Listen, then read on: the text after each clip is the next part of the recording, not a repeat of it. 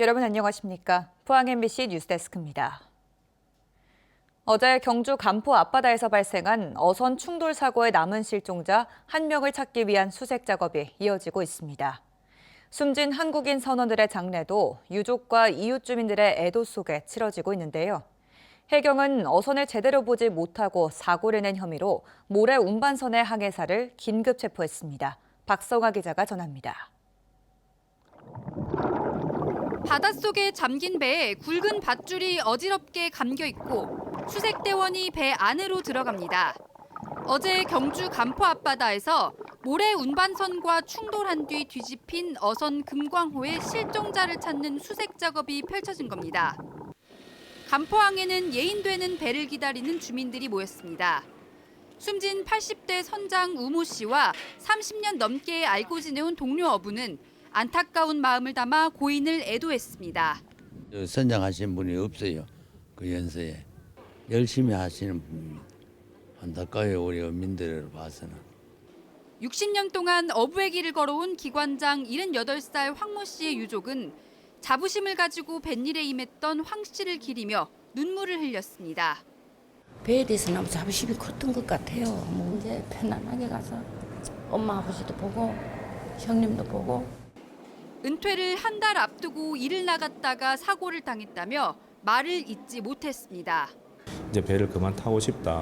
연세도 있으시고 하니 한 달 정도 이제 남은 상태에서 지금 사고가 난 거죠. 너무 안타깝죠.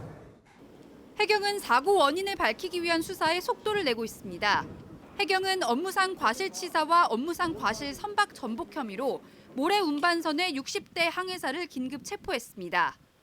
충돌 직전까지 이 선박의 속도나 각도에 변화가 없었습니다. 요거로 봤을 때 충돌 직전까지 상대 여선을 보지 못한 것으로 판단되고, 해경은 금광호를 간포항으로 예인해 인양하고 남은 실종자 1명에 대한 수색과 함께 충돌 흔에 대한 합동 감식을 실시할 예정입니다. MBC 뉴스 박성아입니다. 오늘 낮 11시 48분쯤 울진군 북면 덕구리 야산에서 불이 나 1시간 22분 만에 진화됐습니다. 산림당국은 산불 진화 헬기 4대와 진화 차량 5대, 진화 인력 73명을 긴급 투입해 불을 껐습니다.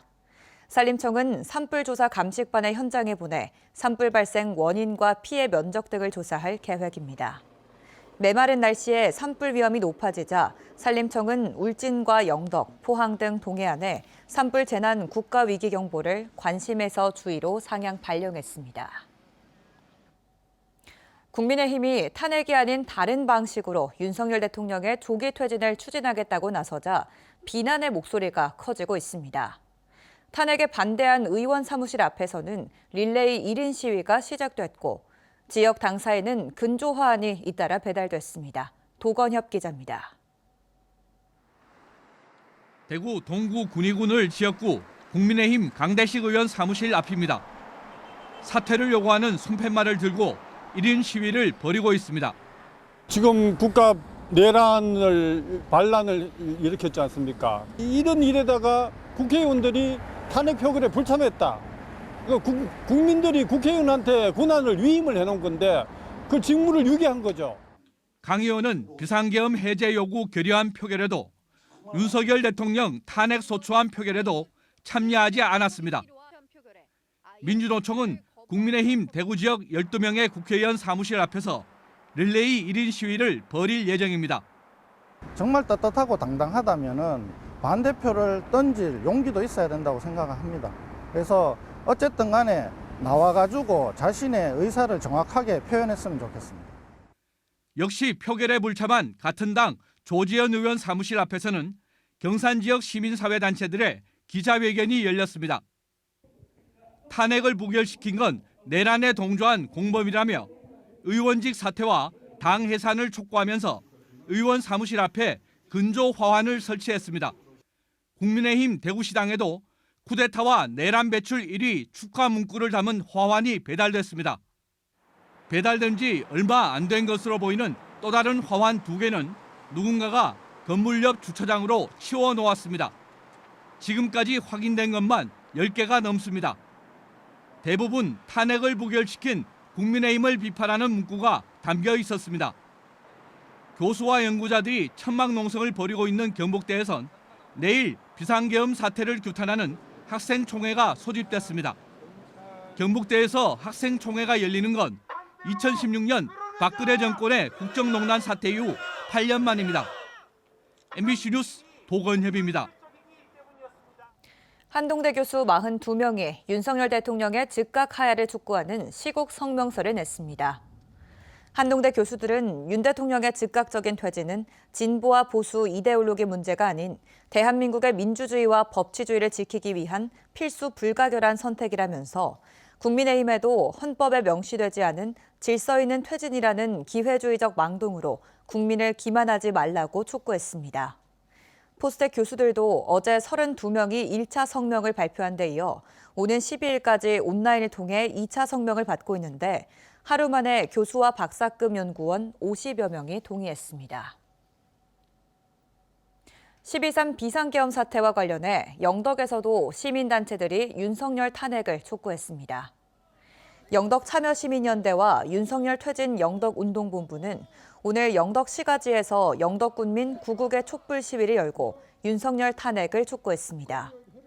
또 반민주 반어법적인 내란 현행법인 윤석열과 공범들을 즉시 체포해 국정을 정상화해야 한다고 밝혔습니다.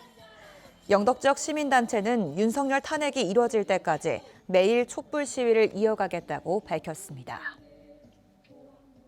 민주노총 경주지부는 오늘 국민의힘 김석기 국회의원 사무실 앞에서 기자회견을 갖고 비상계엄으로 자격을 상실한 윤석열 대통령을 즉각 탄핵하고 구속하라고 촉구했습니다.